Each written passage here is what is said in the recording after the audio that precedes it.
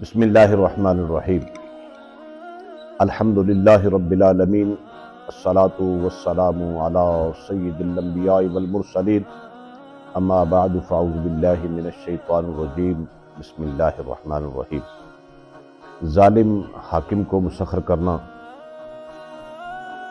اپنے افسر کو، اپنے جو اوپر والے ہیں جن کے بندہ ماتحت کام کرتا ہے ان کو اپنے لیے محبت کا پیغام دینا کہ وہ ہر وقت آپ کے ساتھ محبت میں رہیں، اس کے لیے ایک بڑا مجرب نسخہ اور بڑا آزمودہ جو ہے وہ نسخہ آپ کے سامنے کلمات طیبات رکھنے لگا ہوں، کیونکہ ہر بندے کی یہ خواہش ہے کہ میری معاشرے کے اندر عزت ہو، معاشرے والے لوگ جو ہیں وہ مجھے عزت کی نگاہ سے دیکھیں، جس کے پاس جاؤں وہ میری بات کو سنے، میری بات کو مانے، میرے جو میں اپنا کام کروانا چاہوں وہ فوراً کر دے۔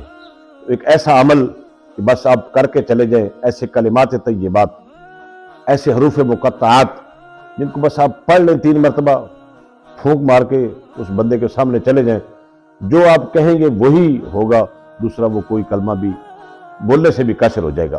وہ کلمات ہیں کیا، ان کو پڑھنے کا طریقہ کیا ہے؟ تو سب سے پہلے تو باوضو ہو کر جائیں۔ باوضو رہنا بہت بڑی روحانی طاقت ہے۔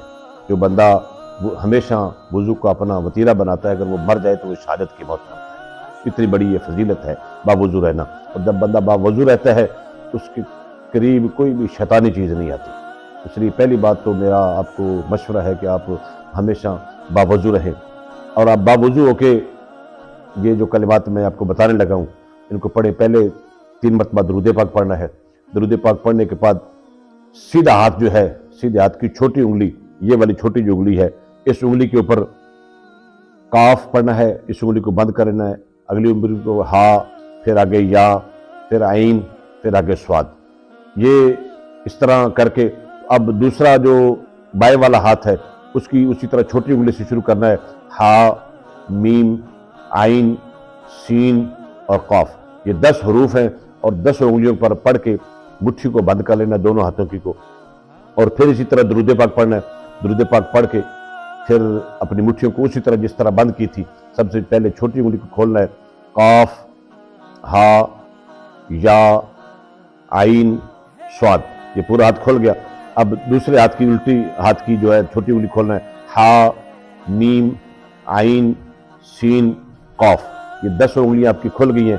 اب جس طرف وہ بندہ بیٹھا ہے، جس کے پاس آپ نے جانا ہے، جس سے آپ نے کام لینا ہے، وہ ظالم ہے، وہ حاکم ہے، وہ افسر بالا ہے، جو بھی ہے، آپ اس کے پاس جائیں، اور یہ 1 مرتبہ ہو گیا۔ اسی طرح 3 مرتبہ آپ نے پک کرنا ہے، یعنی پھر دوبارہ سے 3 مرتبہ یہ عمل دہرا کے اس کے پاس چلے جائیں۔ انشاءاللہ العزیز جو بھی آپ کا کام ہوگا وہ بالکل خاموشی کے ساتھ آپ کا کام مانے گا، اور آپ کے کام میں آسانی ہو جائے گی، کیونکہ یہ حروف مقطعات ہیں اور یہ وہ کلمات ہیں جو کشیدہ ہیں، ان کے بارے میں بڑی فضیلتیں آئی ہیں، اس لیے ان کلمات کو زبانی یاد کر لیں اور اس عمل کو اپنا وظیفہ بنا لیں۔ جب بھی کسی کے پاس جائیں تو اس عمل کو کر کے جائیں، انشاءاللہ العزیز جیسے ہی آپ جائیں گے آپ کا فوراً جو ہے وہ کام مکمل ہو جائے گا۔ اللہ رب العزت ہمیں روحانی طور پر بالغی نصیب